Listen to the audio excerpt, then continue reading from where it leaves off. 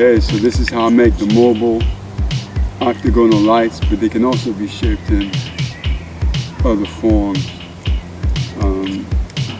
But it's nice that they're very mobile, easy to carry, and create a light installation anywhere in the middle of nature with this mobile LED system that I invented. Yeah.